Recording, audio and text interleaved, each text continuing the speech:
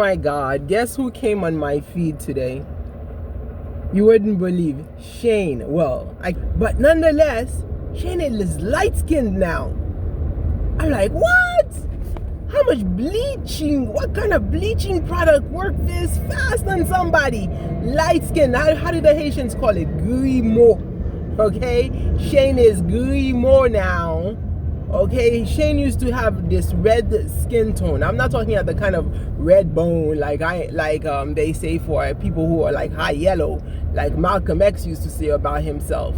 You know, I'm not talking about that kind of red bone. Shane has beaten Kino in light skinness because, you know, I don't know if Shane is trying to look like Kino because maybe he feels as if maybe the hots for light skinned guys or something, especially after she ran into Atita in America, you know, Kenyan Atita, you know, after leaving Jamaica. But Shane is light skinned. I would think that he would have spent his YouTube profits, you know, maybe to go and get some help to stop, like, you know, smoking and stuff. But I know a lot of you guys are gonna bash me, but you know, I am gonna go and promote non-smoking. So, you know, he could get help to not be so dependent on that thing that he's always smoking, but instead he's spending it on bleach. What kind of insecurity is that, Shane? But then again, he claims that he has spiritual problems. So I don't know if it's the spirit that's told him that he needs to become white. Just be careful, Shane, that you don't become like Michael Jackson, you know? Because I guess for us blacks, you know, that's as white as we can get, you know, with those bleaching products. But then again, I have to respect that Michael Jackson did say that he had some kind of discoloration. I forgot the name. I always forgot this name, like Virtue something. I'm a lab technologist, guys, so forgive me if I don't know the names of all those skin diseases. I'm no dermatologist here. But anyways, Shane is now light-skinned, and he was saying something about Dee was the one who put him in a position because of the fact that people, I guess, was jealous of him, or they wanted what he had, so they were bad-mouthing him, and he had some kind of spiritual problem, you know, in Portland. I guess that's one of the places that he was with DeeMwango at. But this is what it is. Now, since we're on the island of Jamaica, let's have a little talk. Let's have a little talk about DeeMwango. Yeah, is representing a large class of women, guys. A large class of women, since we're on the island of Jamaica, because some comments was made and emphasized on my YouTube channel about DeeMwango being desperate and being dumped several times by men time after time, that she has a poor choice, and the reason why she has a poor choice is because she is desperate, and that the men keep dumping her, and that's why they keep dumping her. All the guys keep dumping her. And I want to evaluate this, because this is a channel where, as a black woman, most of what I'm gonna say is from a perspective of a black woman, and I will try to generalize it as much as from my observation of oppressed black women. Okay, so DeeMwango's situation, even though she acts as if all is fine and dandy with her, as if, oh, she's on top of the world, that what is it, that song that she says something about she doesn't care about anything, money on my mind, you know, that it's all about money, you know, really putting herself down, because, you know, people are saying it's scandalous out there now that, you know, she is behaving like a prostitute, you know, like, you know, getting fake boyfriends and buying fake relationships in order to be able to make views to make money. So we have to dissect this, and let's begin. So in my last video I started, but there were many things that I didn't say, many areas that I didn't go, and the mannerism of what is that desperate, and that the reason why she's dumping. So let's consider, yes, it seems like she is being desperate. You know, you have to be desperate to be buying fake relationships, you know. Other people say that, well, it's only for money, and then the other one will come and say that, well, if she's buying the fake relationships for money, then she's a prostitute. right? So that there's that entire logic, you know, behind it. But we're not going to talk about the business part of it really, because we have to consider other women who may become victims to this perspective of things. Okay, so how does she look desperate other than the fact that she is buying fake love? Well, she looks desperate because she has had 3 men, I think, that appears that they have dumped her. Okay, but it's some people think that all the men that she was with dumped her. So let's look at this and say, well, if we remember correctly, the last Muzungu that she had was JB. I know he wasn't a 100% Muzungu, but he was still Muzungu in their eyes, you know. And JB, the last encounter, JB was getting jealous because he noticed that Dee was genuinely, not fakely, in love with Kino. Okay? So JB came out and started saying all kinds of horrible things about DeeMwango.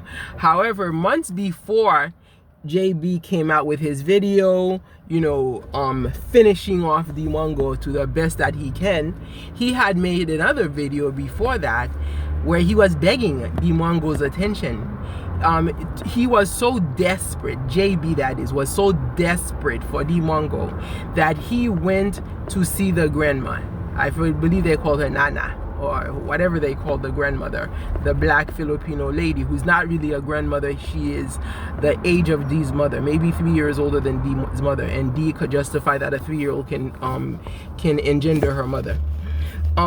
So JB went to this lady's house, made a video becking onto Dee. It was a very desperate call, getting the grandmother to say a few things to Dee. Dee, we miss you. Dee, we're waiting for you. And we noticed that Dee has not been back to the Philippines. And Dee would often talk while she was in Jamaica about possibly going to the Philippines, but Dee has not gone back to the Philippines. And she's probably planning not to mingle with the same people if she ever does go back.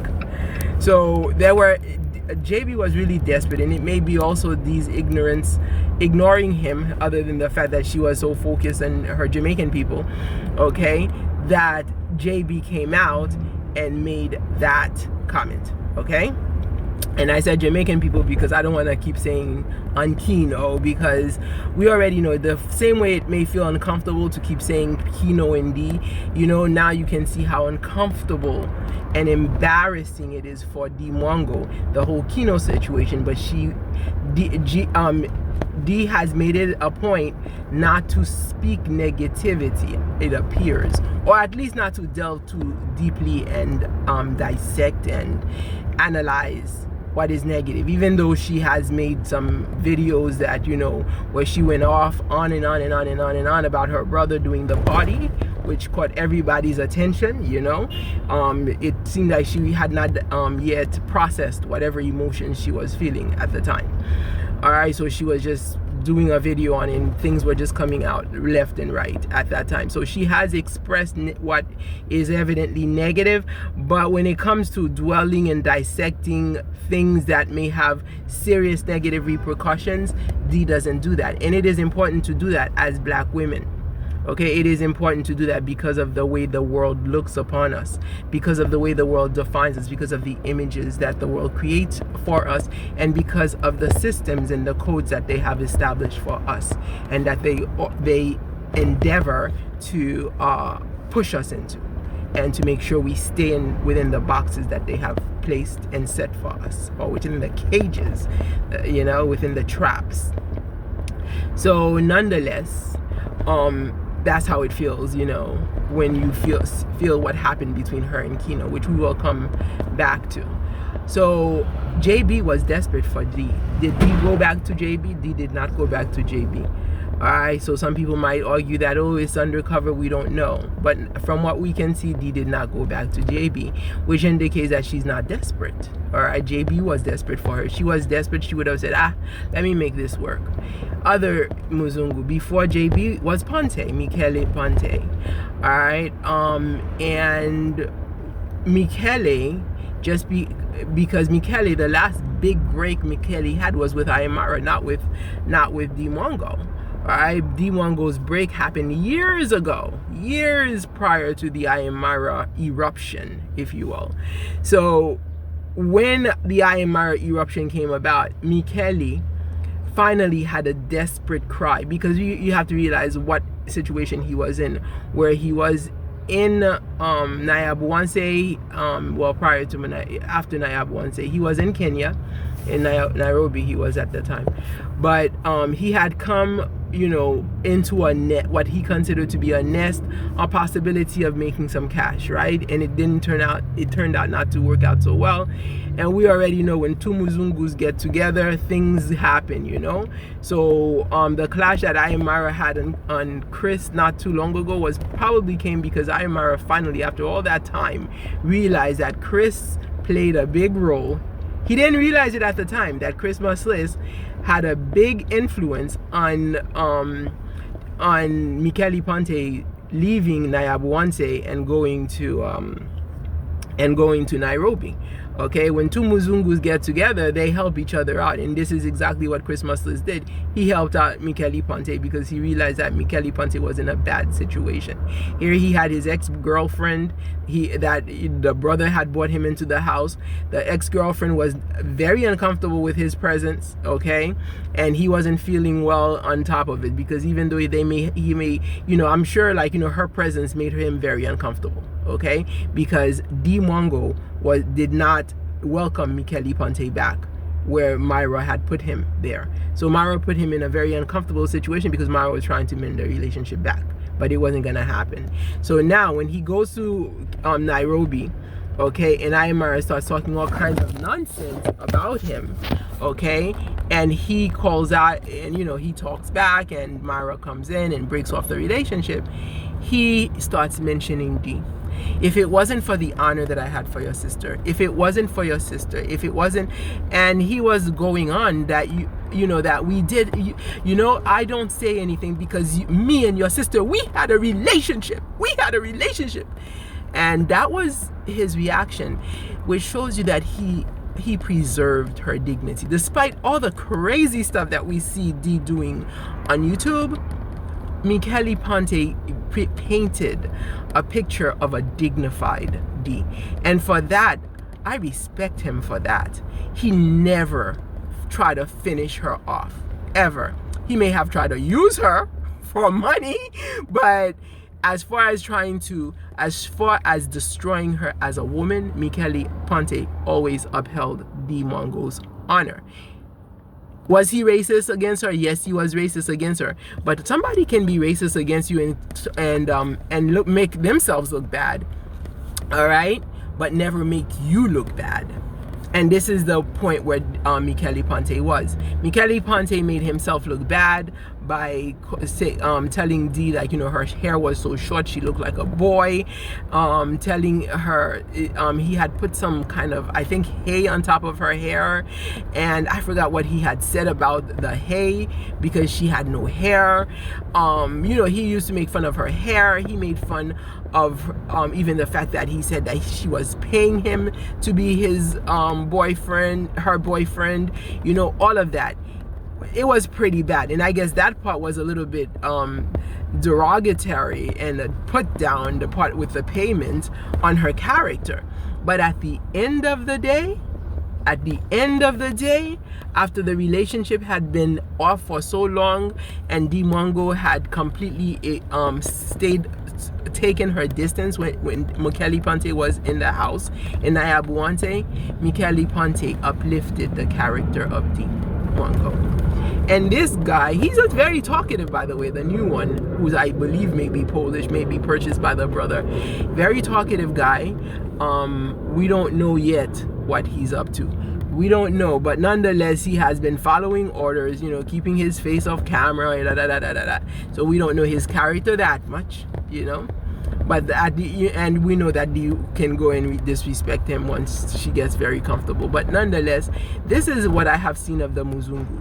The Muzungu, okay, be they bought or not, even though I think they were all purchased, they always uphold the honor of DeeMwango. Can we say the same about the black men?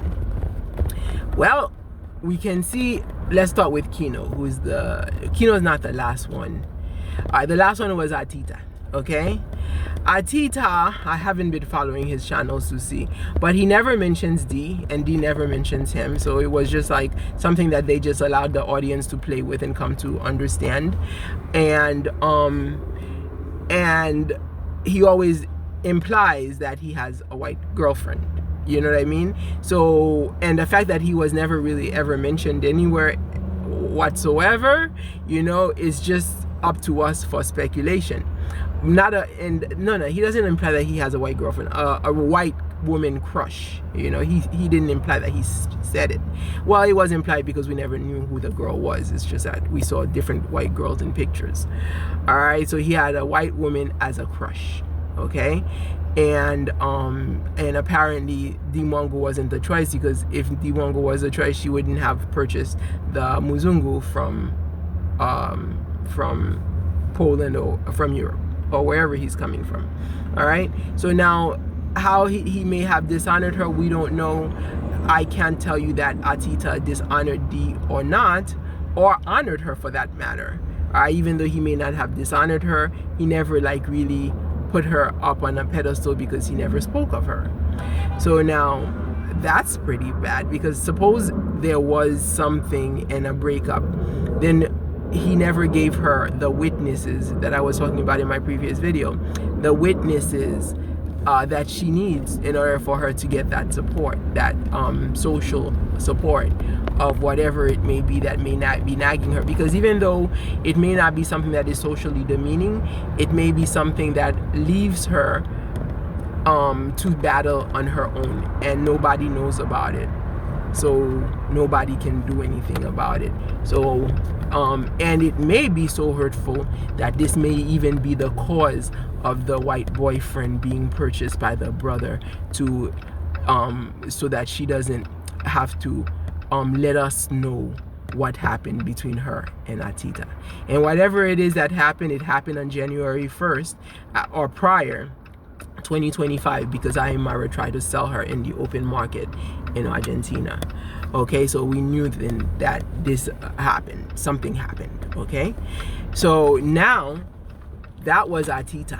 Okay, then that's a kind of abuse that women go through, where they are not allowed to speak about it. You know, like to speak about it would be their worst dishonor, so it stays in silence, in complete silence. Okay, and this could be pretty destructive for the female. All right, I don't know what it's like for men, but at least I know for women it could be pretty destructive.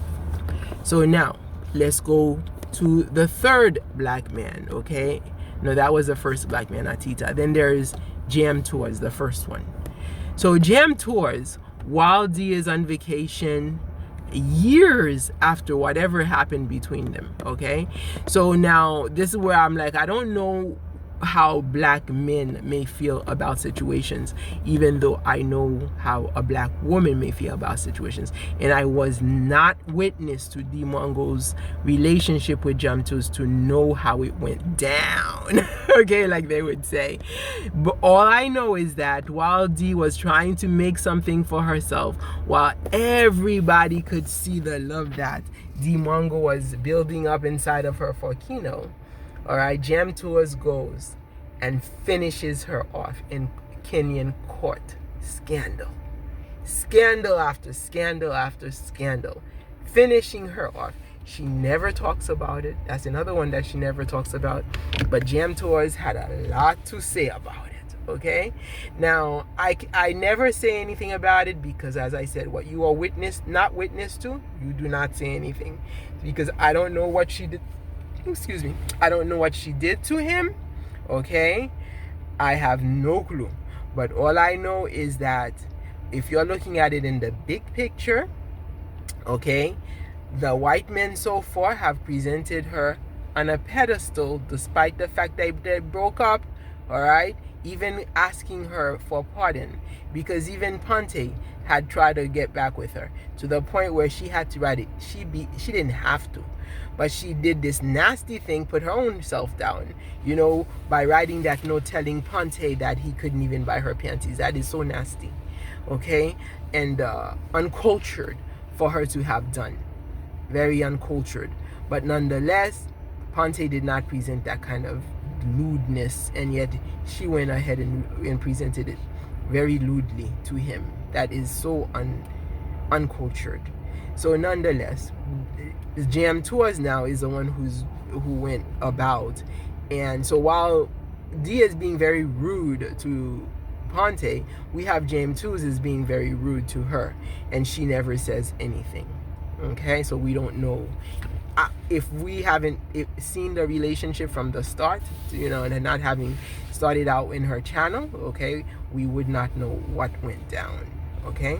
But nonetheless, it is showing you that so far a pattern of 2 black men who may have been the dumpers rather than her, whereas we see that the 3 Muzungus were dumped by her, and she didn't want to go back. And then the 3rd black man, of course, is Kino.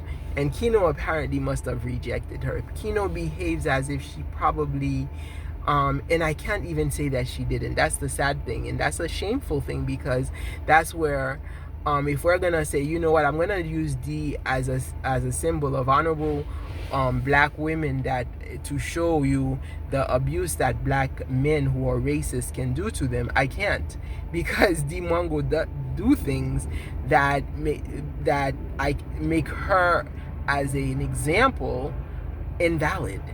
She is because then they're gonna come and tell you that you are exactly like her, and you end up carrying her cross, so she can't even be used as an example. But nonetheless, in the case of Kino, it appears that she might have tried to seduce him. Okay, she might have tried to seduce him. Yeah. I mean, we saw it on TV. It's not even a might. We saw it happening when she was so hot. Oh, I'm so yeah. She was feeling the heat. So we did see it happening, but then she couldn't control herself.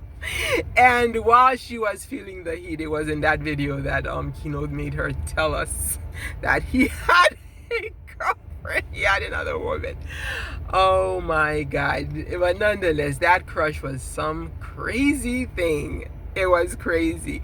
But the bottom line is that Kino ended up really diminishing her, showing that not only forcing her to tell us that he had another woman, but when she came to Kenya and she was behaving like Miss Thang, oh, I am an international brand.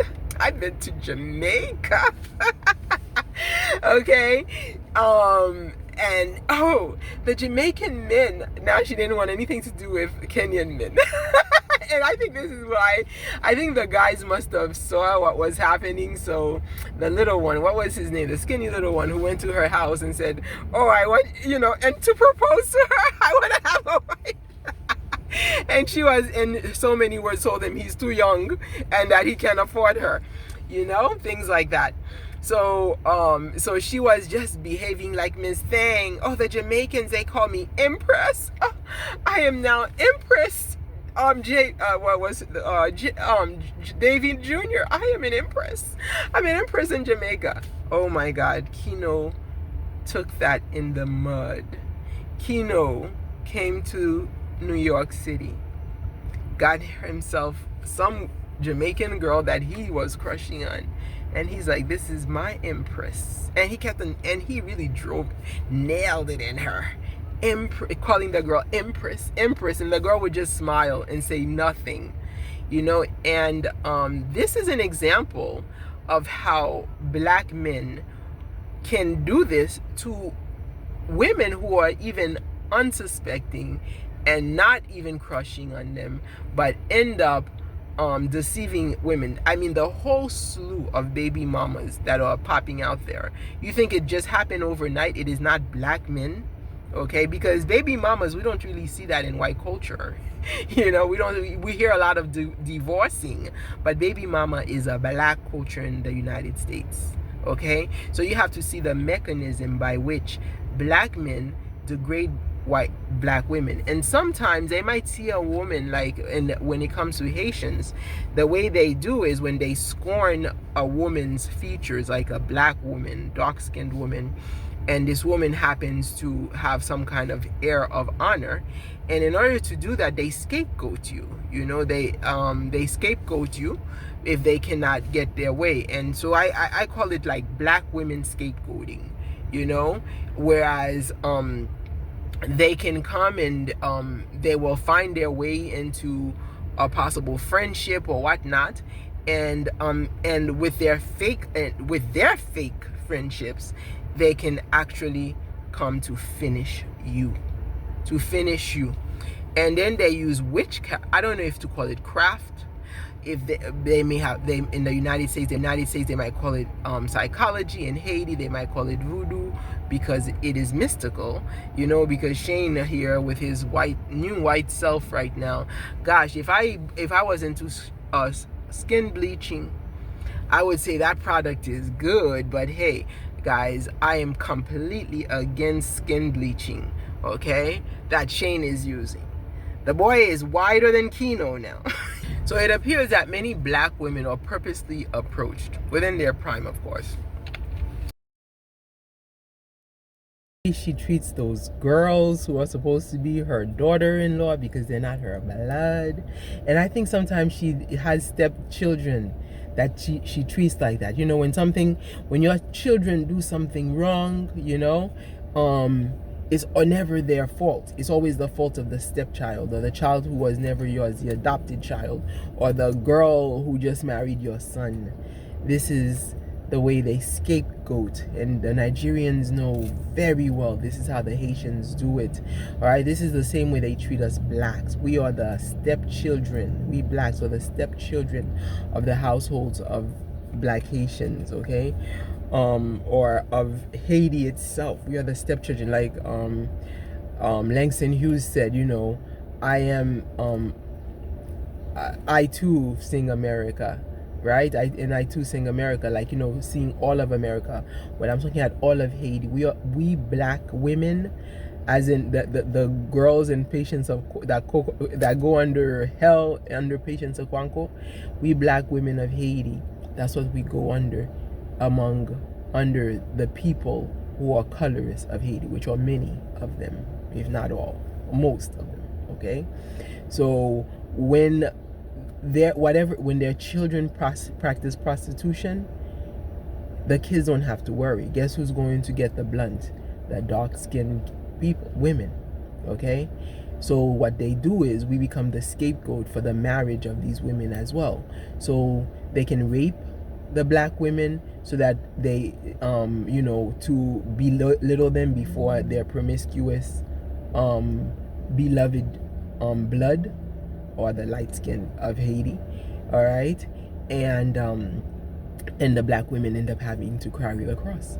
You know, so it's a reality. It's not, you know, I'm trying to explain it so that you can understand that this reality exists. Okay, and the same way the light skins of Haiti have learned to scapegoat us. So it doesn't matter how pure you are, it doesn't matter how dignified you are, it doesn't matter how hard you worked in school. When they go out to fetch their goat, okay, they will come in the hole that you may be hiding in. They will go to your mother's house to get you as a goat because they want a light-skinned wife, a Dominican wife for the Haitian people. All right, over a decade ago, on a bus,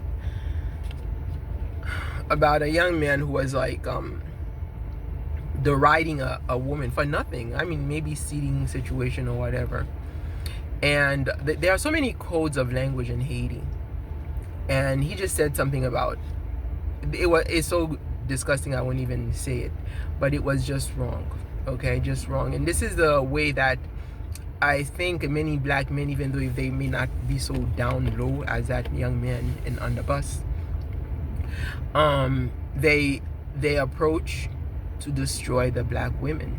And I'm not saying all black men. Apparently some of them marry black women, and they don't have to be just if they have that inch of black in them to destroy black women. The racists, the colorists, all right, you may be approached by many colorists, and the thing about our society, I'm looking at the Haitian society, and like the stepmother, step-parent thing could be pretty common. Okay, imagine if you have no support, no family support for whatever reason, be it for colorism or whatever, and then for people to come and try to deride your honor like that. So for me, my question is it colorism? It should, for me, I think it's highly colorism that is causing black men to come and try to finish off black women so that they can ring the non-black, okay, as with a crown. Okay, so they crown the non-black women as virtuous. It is the scorn that they have for black women. And this is where I have a problem with Dee Mwango, that all of this that she has in her hand, to be able to provide substance for black women, instead she is using it as if to be purchased, because she can be purchased, or I don't know, supported in order to destroy the image of black women, the image of the beast, which is a matter of scapegoating black women, because black women become the sacrificial lamb for black men and others, not necessarily the Muzungu, black men, people who of color, men of color, to marry non-black women.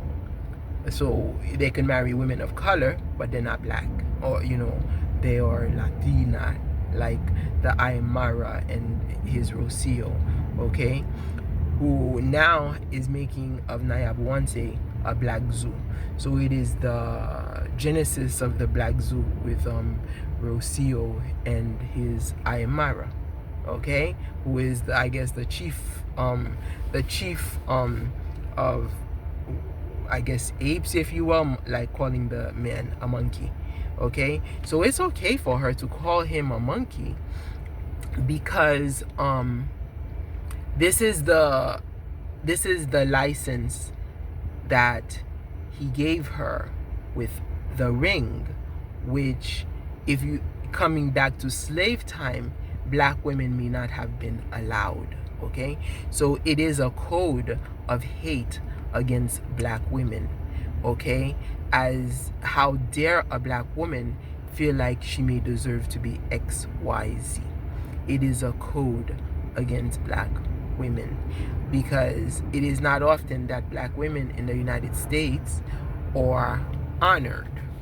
And to be honored, it's almost like you have to have a certain attitude. You cannot be humble.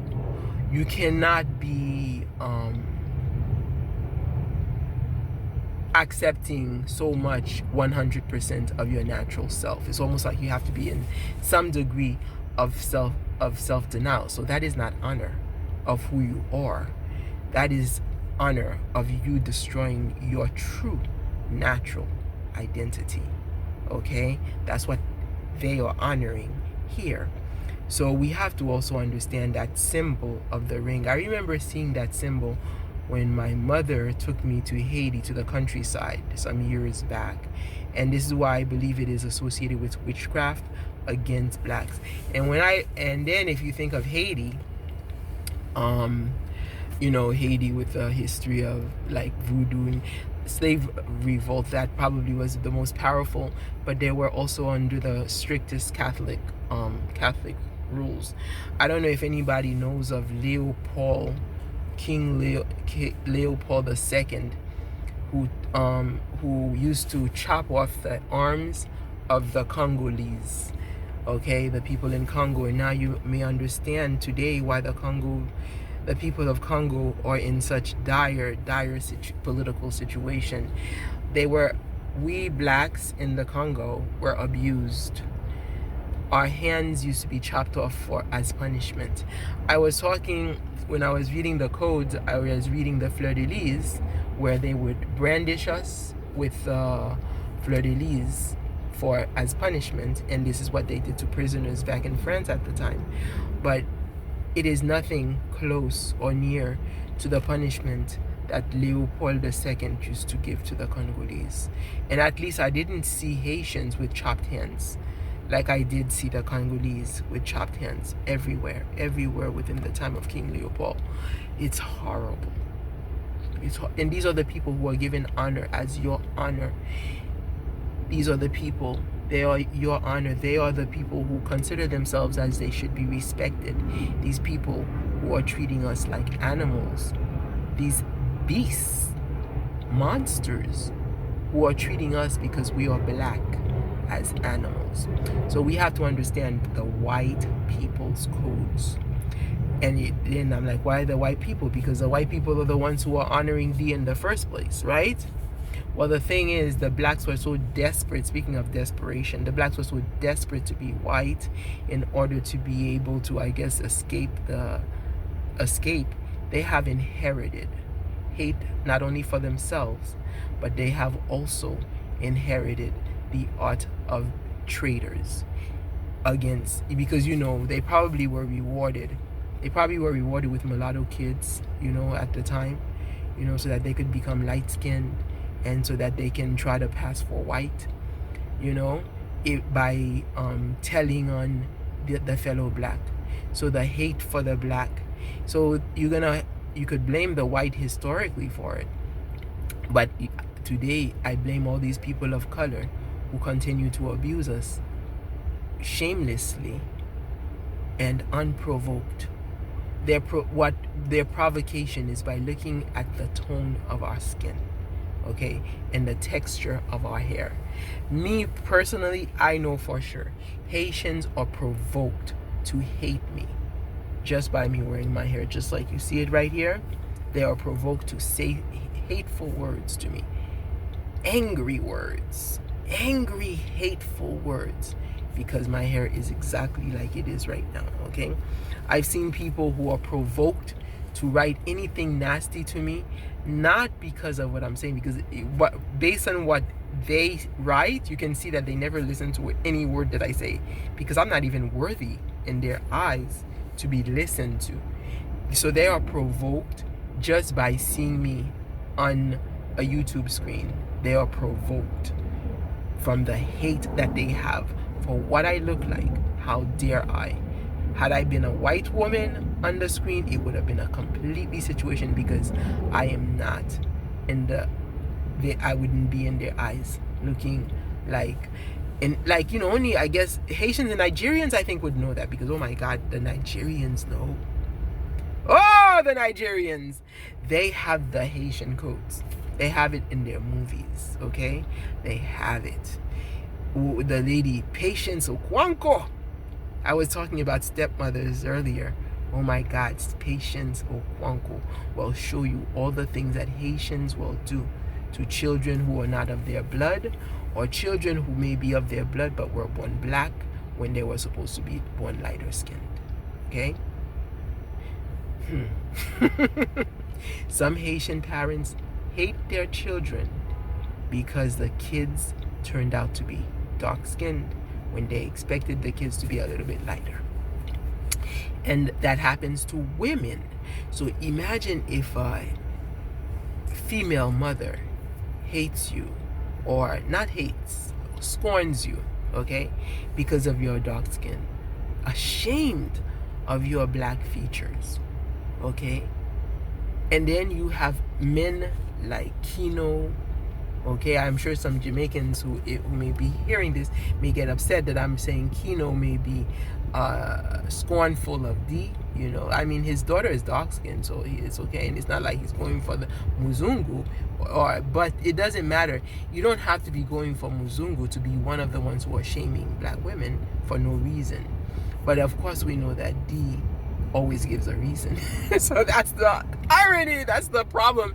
I mean, I couldn't find, and you know, for me, I don't even have the time to, and it takes time. Yeah, it takes time to look and find maybe a character on YouTube, you know, who fits the picture of the innocent who is constantly being attacked and being scapegoated as a woman. So anyway, I was talking about going in the Haitian culture and going to the countryside, where I saw them doing like, you know, in their ceremonies.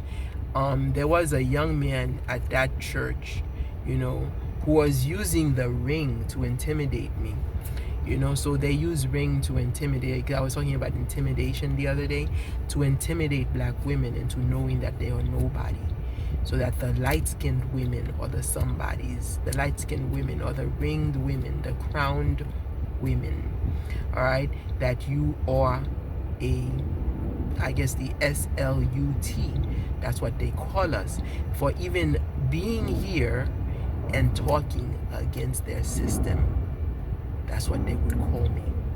But because of my blackness, and this is how they would treat me, so I have no choice but to come and speak about the disgusting racist behaviors.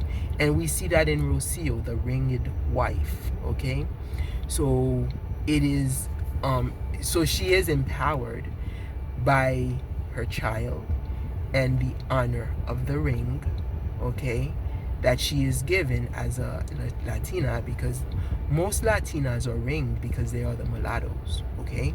So she is given all the power that she needs to call him a monkey, and then she can call all of us a monkey. And in fact, if Rocio had the opportunity, she can easily sell all of Nyabuanse over into the black zoos that King Leopold used to have. So that, because in fact she even imagined it when she said that, oh, all the children can come and play on the tree, after calling Aymara monkey, monkey, you know. And that's her right. That's her intimate, we were talking about intimacy, that's her intimate right as his closest relative now, right? The one who bought him his future, you know. And he gave her that right because she is white skinned. And the blacks, particularly the men, in my perspective as a woman, the women do too, but in my perspective, those black people who are putting down black women or granting the rights to lighter skinned women or non-black women to be able to say they are better than us and we are the monkeys and they are the zookeepers. DeeMwango is, I'm not DeeMwango, Rocio is the zookeeper, as she imagines. Now she has because that's their forest that he was, that he climbed, right? A tree in their forest. So the kids would come to their zoo and climb like little monkeys. And then she realized, she knew people were gonna say something. So she said, oh, and Maisha can come and join them. But of course Maisha can come and join them, because then she realizes that, hey, I'm willing to earn money to have my little monkey baby as well. You know, so she can sleep with a monkey and have a baby by a monkey, okay? But it's okay. It's okay. And we were talking about Dee being a prostitute. It's okay to do that because she's making the money out of it. It's all about business. And then she's still getting the honor of the ringed wife. She's the honor of the ringed wife, and she has that power with the baby. By the way, you do know that the babies are weapons that they use against us. They use the babies as weapons so we cannot speak. So do you realize how she must have told Aymara about that weapon that the Latinos or Latinas use? And you know, of course, you know, he also wants to make his baby famous, but at the same time, you know, that baby is always in, you know, he's always carrying the baby, always carrying the baby. There's a reason, as a threat, that we better not talk about him. We blacks better shut our mouths up. You know, the scorned black women making reactions on Aymara. Now the husband, you know, honored by a white woman who calls him a monkey, who can easily turn around and turn him into one by putting cages around in that gated yard of theirs in Nyabuanse, and selling him off to Europeans, because that was her choice of men anyway, okay, to Europeans as the zoo. Look, monkeys don't mind sleeping with us. Monkeys don't mind making babies with us. Okay, so yeah, it's disgusting, but it is empowered by colorism. It is empowered by colorism. That's why Latin Americans do that, because you know they have the one drop blood. They have the one drop, and then they don't mix anymore, because they scorned us, because they scorned because they were taught to from slavery, from the slave codes onwards. Okay, so the next time you see somebody trying to intimidate you with a ring, okay, it doesn't mean that we're not promiscuous and that you are. Okay, so keep your honors, young women, because I was taught to keep my honor, and I never realized why, but then why I was being taught that, when the way I was raised was so contrary. Okay, where even that, you know, people had the right, you know, had the access to come and try to put me down after I got my education within the vicinities of my own mother's house. You know, how they had that access to do that, how they had to use my mother in order to even come to know that I existed, because I kept myself away from them. I don't know how they were able to do these kind of things, racist people, colorist people, how they were able to do these kinds of things in spite of the fact that I was raised. But you know what, what has been able to happen to me is that nobody dares come and try to put me down with their scandal, because I'm gonna look right in their eyes, and they're gonna see the pride that I have from my own dignity. So keep your dignities, young lady. Do not look at ladies, do not look at what Dee Mwango is doing, even if she is successful at it, to try to think that you're gonna be like Dee Mwango. Because the sad thing is, I noticed the young girls in Kenya, whenever they see that somebody has money, they go for it. I saw Ivan Tours some months ago, you know, interviewing many girls in Kenya, and for them, relationships were all about money. Those girls were not taught about dignity of a woman. They don't know how, you know, the beautiful dark skin that they inherited in Kenya. These people have beautiful, beautiful, smooth dark skin, okay? And this is why I was honored when I was told that I looked like my roommate's older sister, because her skin complexion was so smooth and it was so perfect. I'm like, oh my God, I didn't know I was that beautiful when I was young. You know what I mean? But and yet the Kenyans don't seem to preserve, the Kenyan women that I have seen, you know, they're not trying to preserve the beauty of the blackness, either through procreating new black babies. I see the beautiful children of Mercy Johnson, you know, to be able to procreate children who look like you like that, or by the action, like the actions of DeeMwango. You know, it is so beautiful to be able to be black, to be able to undergo what we undergo, and then to stand tall and step underfoot of adversity with dignity and pride. Because you know what? They can create the image of the beast, which may be difficult for you to socially fight it, but no matter what they do, it's gonna be hell for them to break you within. Okay, I see people going to mental institutes, all kinds of crazy things, because the society is so evil that they're gonna break you with anything that they can.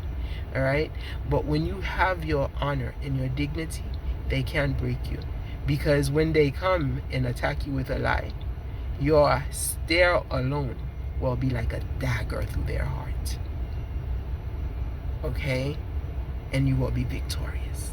So say thank you for watching Coordinating Against Colorism. Please pray for Shane, because I'm afraid that Shane is going to become like Michael Jackson.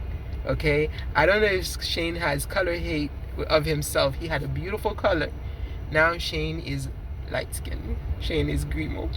Alright guys, again, thank you for watching Claudine Etienne Against Colorism. And let's also pray for the scapegoats. Those black women that men are going for just because they see those women not as humans but as beasts that they are going to murder in order to be able to put the ring on their non-black women's fingers, in order for them to crown those non-black women. Look at how many women came to slave for Ayamara.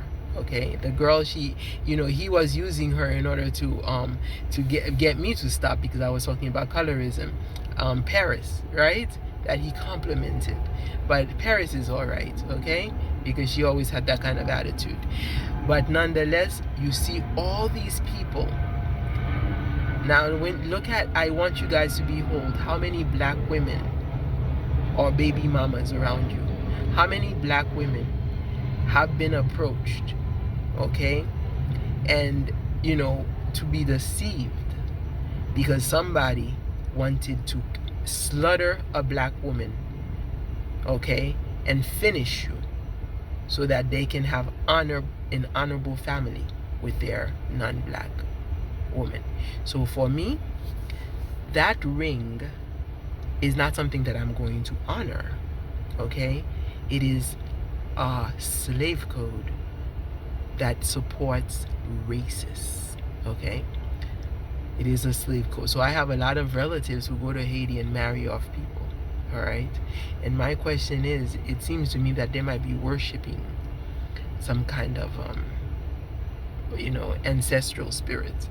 I don't know what kind of spirit that attacked Shane now, but those people going to Haiti to do those marriages is a ritual. And actually the Jamaican guy who told me about the putting things in the public square, he had seen one of those pictures, and he was supposedly a very religious person, and he never told me about it, but then he asked me for it. He never gave it back. And then he was behaving as if it was witchcraft. He's like, this is not normal. But me, it was not something that I understood. But by and by, I began to understand how they were using the rings. And there's a book called Lord of the Rings. By the way, that guy that I took a picture of with in the the powwow, okay, that I didn't show you guys the show that he had where he was dancing with the rings, that he was also, and Lord of the Rings, I think it has to do with native culture also, maybe, I don't remember that story very well. But yeah, the Lord of the Rings is a white people culture against black women. Because in African culture, when we embrace our cultures, we do not use symbols of rings. We have other symbols within the religions, which I don't embrace at all. I wasn't raised in them, so what can I do? But anyway, I'm not even worried because, hey, I was sold. That's why I was sold, bought or whatnot. That's why I'm here and within the culture of the oppression. And I just have to decode their codes, okay? And their code is to scapegoat black women. And the question is, was Dee scapegoated? Dee was scapegoated definitely by the Jamaican guys. I don't know about Atita, I can't say. But she was definitely scapegoated by Jam Tours, because Jam Tours went on to marry a light-skinned looking Somalian or Ethiopian girl, and already know how the Ethiopians feel.